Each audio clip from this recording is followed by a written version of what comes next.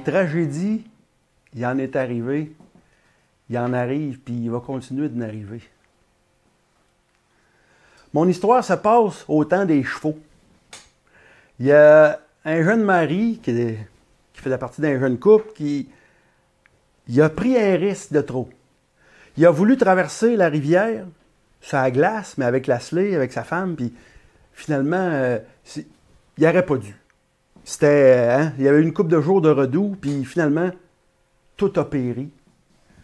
La slé, le cheval, le mari, la femme, tout a péri dans les eaux fraîches de la rivière. Tout ce qui a resté, tout ce qu'on a retrouvé, c'était un petit bébé. Un petit bébé de quelques mois, une petite fille. Elle flottait dans les eaux fraîches de la rivière, elle flottait dans sa petite bassinette en bois rond, enrobée dans de la fourrure. C'était une bassinette qu'avait faite de ses propres mains son grand-père, puis c'était de la fourrure qu'avait trappé son grand-père, le bonhomme Bédard. La petite fille, elle devait la vie sauve à son grand-père, le bonhomme Bédard, sauf que Bédard, lui, là, il devenait le tuteur légal. Mais imaginez un bonhomme dans la cinquantaine, dans ces années-là, avec un petit bébé sur les bras.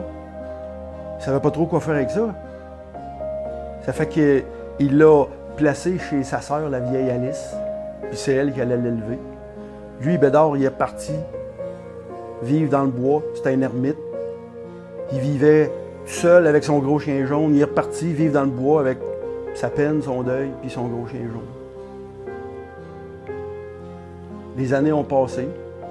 La petite grandissait. Le bonhomme, il se montrait pas à face. Faut pas y en vouloir. Soyez pas trop sévère avec lui. C'est que dans ces années-là, les hommes étaient plus équipés pour affronter un ours que pour affronter leur peine. De toute façon, Bédard n'était pas le bienvenu au village. Sa sœur Alice, elle restait au village. Bédard n'était pas le bienvenu parce que il y avait des grandes langues qui calculaient. Il y avait des grandes langues qui se faisaient aller. Puis Bédard, ça devait faire au moins 7 ans qu'on ne l'avait pas vu venir à l'église ou venir à la confesse. Les grandes langues parlaient. Il y avait des rumeurs de péchés mortels, puis de damnation, puis de loups-garous. Il y en avait même dans la paroisse qui regardaient, qui levaient le nez, puis qui regardaient avec dédain la petite Anna puis la vieille Alice, comme s'il y avait quelque chose à voir là-dedans, eux autres. Alice, elle l'a bien élevée, la petite. Elle lui a montré à tenir maison, à préparer la soupe, à passer le balai. Elle l'élevait à la mode de ce temps-là. Puis la petite était bien élevée, c'était une belle petite fille brillante. Puis, ça a duré une bonne dizaine d'années où justement, le grand-père ne se manifestait pas. Sauf que, une fois de temps en temps, la vieille Alice, elle trouvait une pièce d'or dans sa boîte à mal. Le grand-père Bédard, même s'il ne s'impliquait pas, il veillait à ce que sa petite, elle manque de rien. De toute façon, la vieille Alice, elle n'a jamais parlé en mal de lui. Quand elle parlait de son grand-père à la petite, elle en parlait toujours avec beaucoup de tendresse, mais avec un petit nuage de tristesse dans le regard. Comme je vous le disais, ça a duré 10 ans. Puis pourquoi? Qu'est-ce qui a duré 10 ans? C'est qu'au bout de 10 ans, la vieille Alice est morte.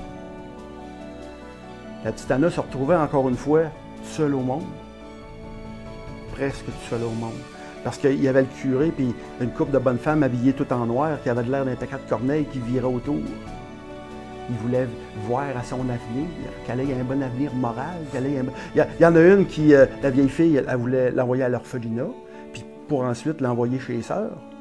Il y avait la bourgeoise du village, elle aurait voulu comme l'adopter, mais entre vous et moi, c'était plus pour s'en faire une servante. Puis il y avait l'autre senteuse là, qui était venue voir si la petite n'aurait pas été bonne à marier pour son frère qui était veuf avec 10 enfants. Hey, la petite n'avait pas encore 11 ans. Le jour des funérailles, ces bonnes femmes-là étaient au cimetière avec le curé. Mais c'est-tu pas le moment qu'a choisi Bédard pour Arsoud? Il arrive au cimetière, lui, un vrai animal. Il était habillé en étoffe, en cuir, en fourrure. Puis, c'est pas pour rien qu'il y avait du monde qui laissait entrevoir que ce bonhomme-là, il marchandait avec le diable parce que, entre vous et moi, il sentait le diable. Il arrive au cimetière, il passe droit devant le curé et les bonnes femmes, puis il s'en va direct à la tombe de sa sœur Alice. Puis je pense qu'il a versé les seules larmes qu'il a versées dans toute sa vie. C'est là. Il s'en voulait, il s'excusait de pas s'être occupé de la petite plus que ça. Il la remerciait premièrement de l'avoir si bien élevée. Puis il faisait la promesse solennelle qu'à partir de maintenant, c'est lui qui allait en prendre soin de la petite. Peu importe ce qui allait se passer, il allait veiller à ce que la petite en manque de rien. Hey! Les bonnes femmes puis le curé étaient scandalisés.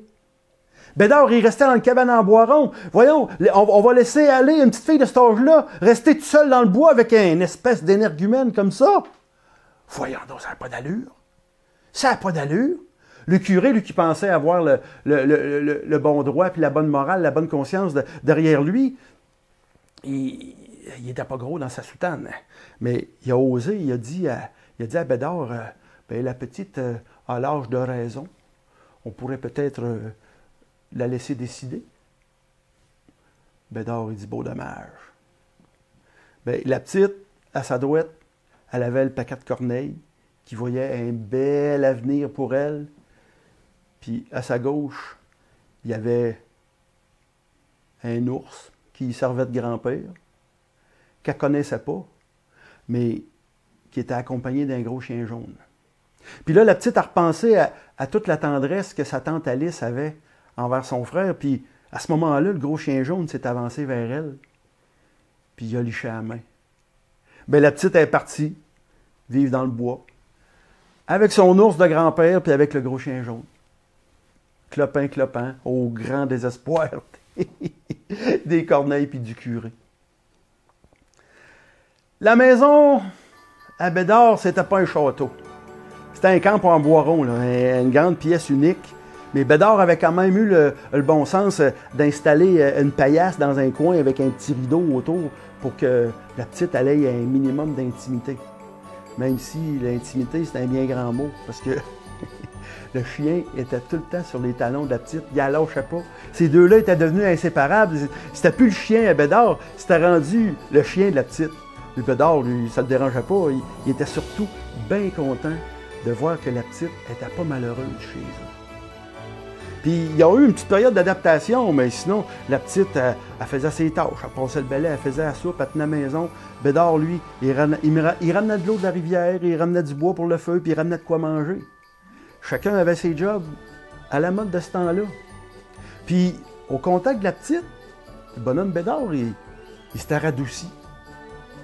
Il avait commencé à faire sa toilette un petit peu plus souvent. Il s'était pas mis à sentir les fleurs, là, mais il sentait moins fort. Puis il était plus souvent de bonne humeur. Ça y arrivait même des fois, après le souper, au coin du feu, qu'il attrapait ses cuillères, puis il se mettait à turluter une petite chanson. On aurait presque dit une famille normale. Ça se passait assez bien, surtout que Bédard savait plein d'affaires sur la forêt. Il a montré un paquet d'affaires à la petite. Il a montré comment identifier les arbres, comment pister les animaux. Ça, c'est des traces de lièvre. Ça, c'est des traces de perdrix. Ça, c'est un renard, un orignal. Il a appris toutes sortes d'affaires. Les champignons qui étaient bons à manger, ceux qui ne l'étaient pas. Le poil d'hiver des lièvres, c'est blanc. Le poil d'été, c'est brun. Les chevreuils et les orignaux, ça perd le panache au début de l'hiver. Ça repousse au printemps.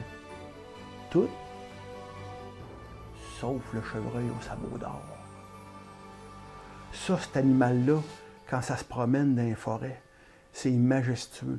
Il a un de ses panaches, je dirais bien 24 pointes. C'est pesant, ça, ce panache-là. Puis il se promène, puis... Quoi? Un chevreuil au sabot d'or, grand-père? Ah ouais, mais... Ouais, ben tu sais, c'est une légende. C'est un animal enchanté et il n'y a personne qui ne l'a jamais vu. Ah! Ben à partir de ce moment-là, le grand-père s'est refermé comme un livre à ce sujet-là, puis il n'en a plus jamais reparlé. La petite fille, ça ne sortait pas de l'idée, pourtant. Ça allait bien dans le camp. Sauf que, d'une façon cyclique, à peu près à tous les mois, le bonhomme Bédard redevenait un peu plus grognon, puis il se remettait à sentir fort. La petite, elle disait rien. Elle observait. Mais dans ces moments-là, ce que Bédard faisait, il partait. Il partait pour une couple de jours, mais attention, il partait pas en cabochon. Il s'arrangeait pour que la petite ait de l'eau et de quoi manger, puis il la laissait en compagnie du gros chien jaune. Pas qu'elle soit complètement seule. Je le sais, c'est épouvantable aujourd'hui d'imaginer ça, mais autrefois, ça s'est fait. Il partait en disant à la petite que lui, c'est parce qu'il était comme le gardien de la forêt, puis il fallait qu'il aille faire sa tournée. Puis il partait comme ça. Il partait jamais bien longtemps, mais il revenait tout le temps, mais il laissait la petite seule. Mais y a-t-il pas une année où son absence est tombée comme ça un 24 décembre, la veille de Noël? La petite avait cuisiné toute la journée, elle avait fait des galettes à la melasse en forme d'étoile. Le chien avait bien mangé une demi-douzaine à lui seul. La petite espérait bien que son grand-père revienne pour le petit réveillon qu'elle avait préparé. Le grand-père ne revenait pas. Le grand-père ne revenait pas. La petite est allée se coucher. Juste comme elle se couche, elle venait de s'installer en cuillère avec son gros chien jaune quand elle m'a emmené. Boum, badaboum, du bruit sur le toit du camp. Du bruit sur le toit du camp. Le chien qui se met à japper, tout énervé, mais il jappait énervé, content, là. Il sautait, il dansait, puis ouf, ouf, ouf, il était pas fâché pantoute, il était content. Et là, la petite, ben voyons, elle était pas grosse dans sa jaquette, elle a mis ses bottes, elle a mis son manteau, elle a entrouvert la porte, piou! Le chien est sorti comme une balle de fusil, puis ouf, ouf, ouf, ouf, ouf, il était content, il était content. La petite a pris son courage à deux mains, puis elle a aussi pris la poêlonne en fonte à deux mains. Puis elle est sortie dehors, puis c'est là qu'elle l'a vu. Dans le clair de lune, il était là, sur le toit du camp, avec son grand panache à 24 pointes. Le chevreuil au sabot d'or. Juste comme la petite allait dire quelque chose, il se met à piaffer, puis piaffe, puis piaffe, puis piaffe, puis à chaque coup de sabot que le chevreuil donnait, une pièce d'or qui revolait. Puis dans la lueur de la lune, la petite, elle a bien vu que son sabot, il brillait or. C'était bien lui, c'était bien le chevreuil au sabot d'or. Bien, la petite, elle a rempli sa poêlonne, elle a tout ramassé les pièces d'or, puis elle est allée mettre ça sur la table de la cuisine, puis elle est ressortie avec la marmite. Pas folle. Sauf que quand elle est ressortie, le chevreuil avait fini de piaffer. Là, il s'est penché vers elle, puis il l'a regardée. Il te l'a fixé. Ce regard-là, c'était le regard de son grand-père. L'odeur, c'était l'odeur de son grand-père. Le chevreuil au sabot d'or, c'était son grand-père. Qui venait faire ses adieux. Qui venait voir à ce qu'elle manque de rien. Parce que le chevreuil est sauté en bas du toit. Il est parti. Elle ne l'a plus jamais revu. J'espère que mon histoire vous a plu.